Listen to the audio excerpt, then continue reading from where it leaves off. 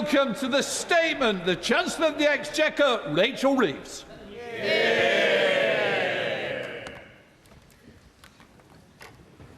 With permission, Mr Speaker, I'll make a statement about the government's preparedness and economic response to the conflict in the Middle East. Let me begin by paying tribute to our armed forces and by expressing my concern and sympathy for the British citizens whose lives have been disrupted by the conflict so far. I understand the anxiety felt by families and businesses during these incredibly uncertain times. And this conflict affects us all, and we must respond to it. As I have demonstrated time and time again, I will take the necessary decisions to help families with the cost of living and protect the public finances. I'm clear-eyed about my response to the current situation. My economic approach will both be responsive to a changing world and responsible in the national interest. The economic impact of the situation in the Middle East will depend, of course, on its severity and its duration. The movements that we have already seen are likely to put upward pressure on inflation in the coming months.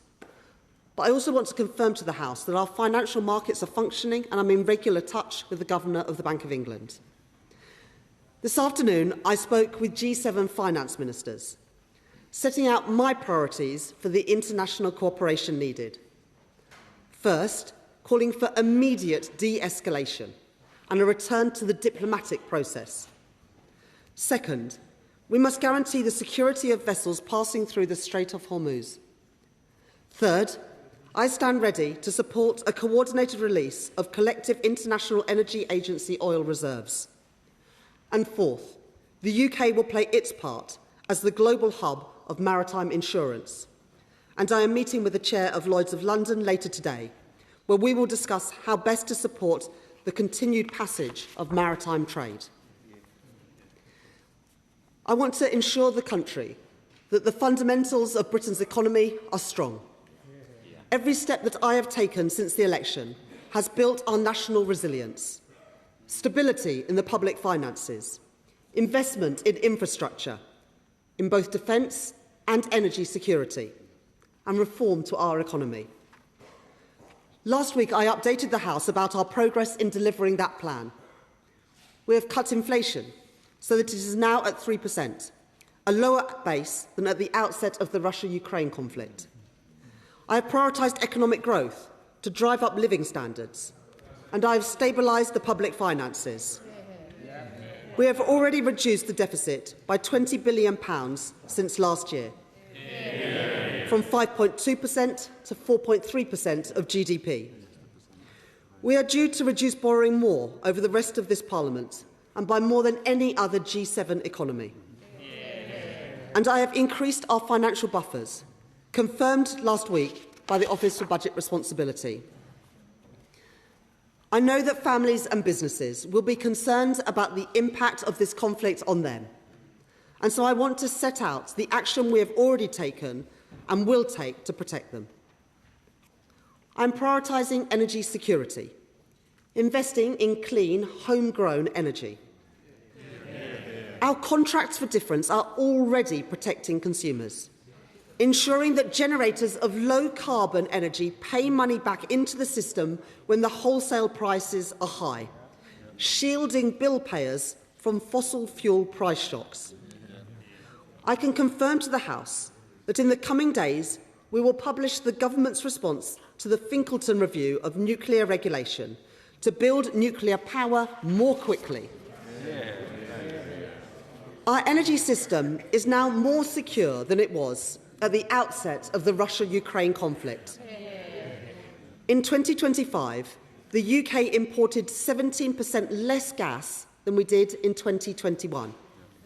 And while gas generation is estimated to have set the wholesale price of electricity in Britain around 90% of the time in the early 2020s, this has now fallen by around a third.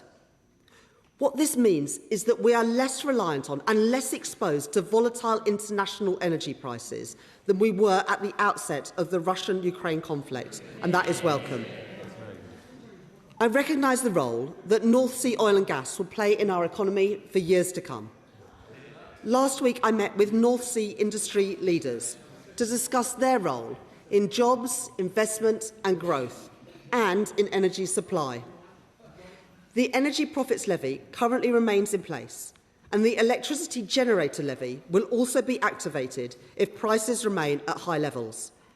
I have set out the details of our successor regime to the Energy Profits Levy, the oil and gas price mechanism, balancing providing certainty to business with fairly taxing windfall profits from energy companies.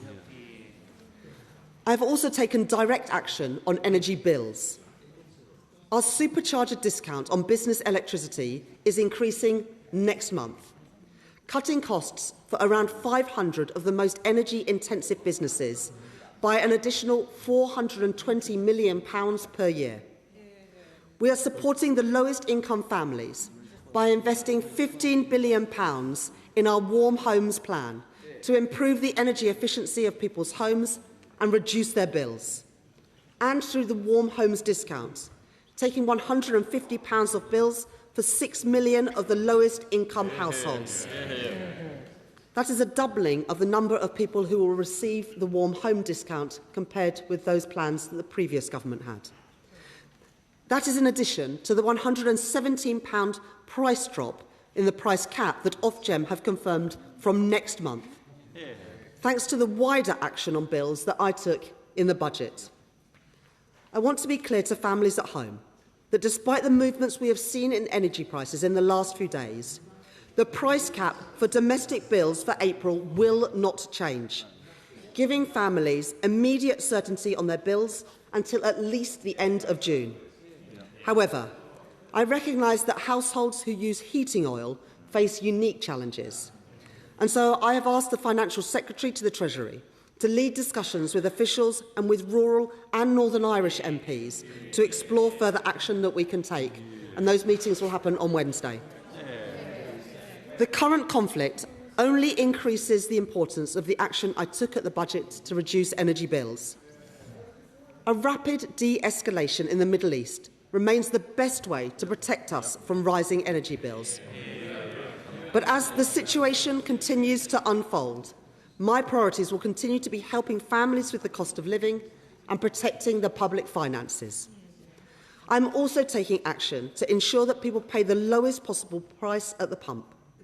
In November, I extended the 5p per litre cut in fuel duty for a further 5 months and ensured that fuel duty will not increase in line with inflation this year. Petrol is more than 8p per litre cheaper today than it would have been under the plans that we inherited at the election. And that discount increases to 11p per litre next month once that extension takes effect.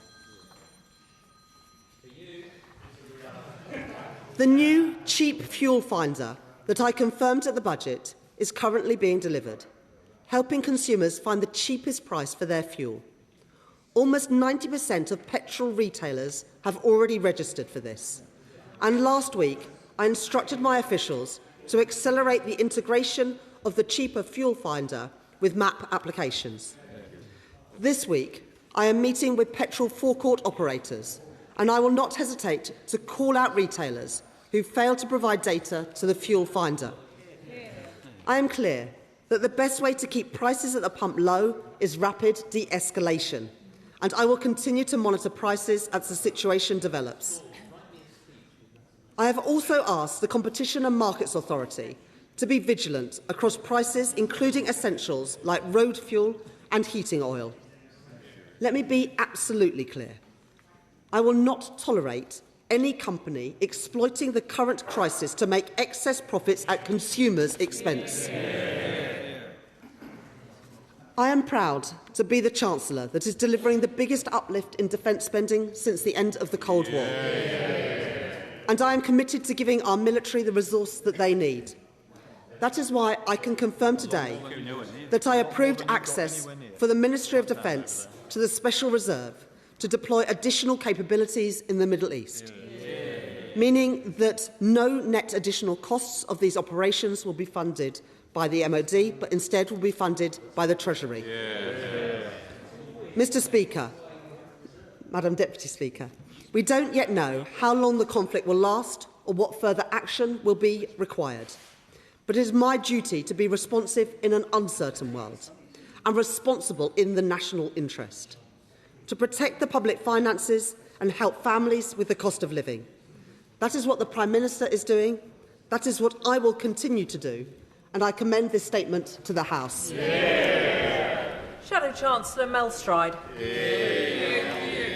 Thank you, Madam Deputy Speaker. And can I thank the Chancellor for advanced sight of her statement and add our firm support for our armed forces.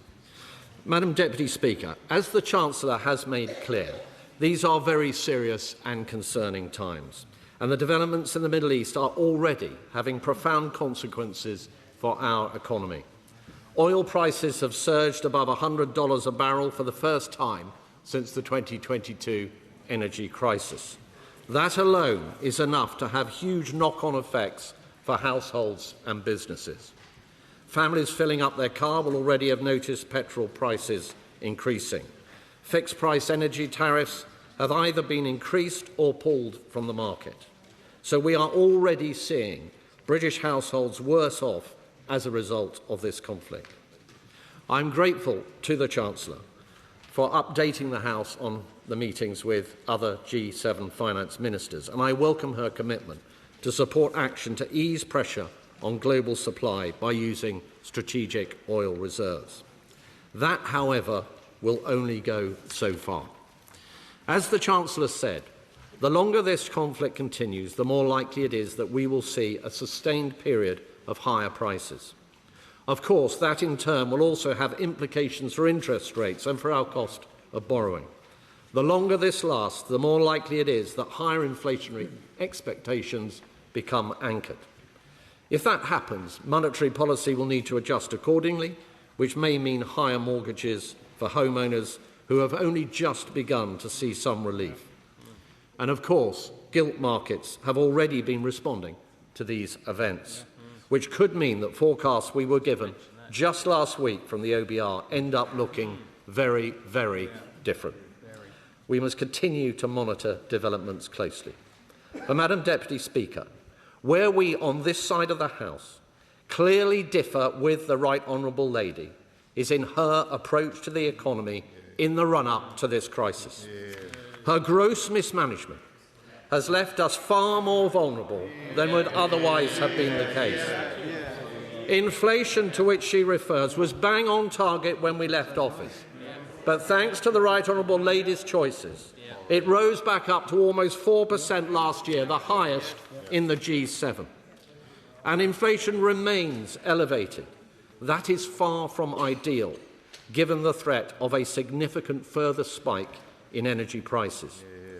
And of course, extraordinarily, the Chancellor has just now reconfirmed that the government will press ahead with a rise in fuel duty later this year. And borrowing is running higher than was forecast when the government took office. We are spending well over $100 billion a year on debt interest alone. That leaves us far more vulnerable to rising borrowing costs. And the government, of course, is continuing to impose ruinously high taxes on our oil and gas sector and choosing to rely on imports instead of maximising our own domestic energy supply. That is proving to be an incredibly short-sighted approach. But as the Right Honourable Lady has just told us, there will be no change in direction. That is the wrong choice. And more broadly, of course, business confidence has hit record lows and unemployment has risen back to pandemic levels. So our economy is weaker as a direct result of this Chancellor. Now, last week, Madam Deputy Speaker, at the spring statement, the Right Honourable Lady had an opportunity to change course, but instead we got no action at all. Just breathtaking self-congratulation and denial. She had a vital opportunity to come to this House with a plan to get the economy growing, but she did not do that, not least because this week government have caved into their own backbenchers, who prefer higher welfare spending over fixing our economy. So today, let me reiterate our offer to support the government if, even at this late stage, and particularly given the gravity of the current global outlook, they do the right thing, show some backbone, and come forward with a proper plan to cut welfare spending and strengthen our economy so we can properly support hard-working families through this difficult time. This is the very least that the British people deserve. Finally, Mr. Speaker, could I ask the Right Honourable Lady, will she urgently reconsider her decision to implement the first increase in fuel duty in 15 years?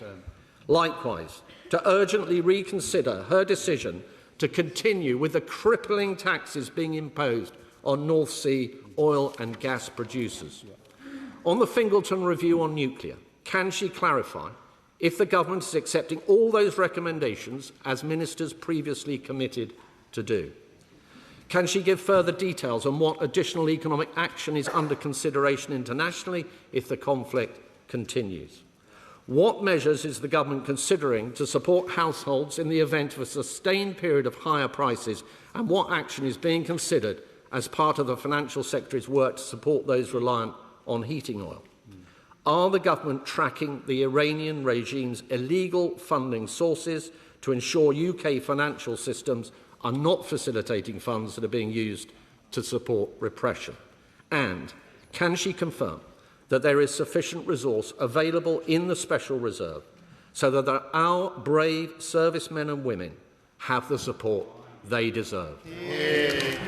Chancellor of the Exchequer.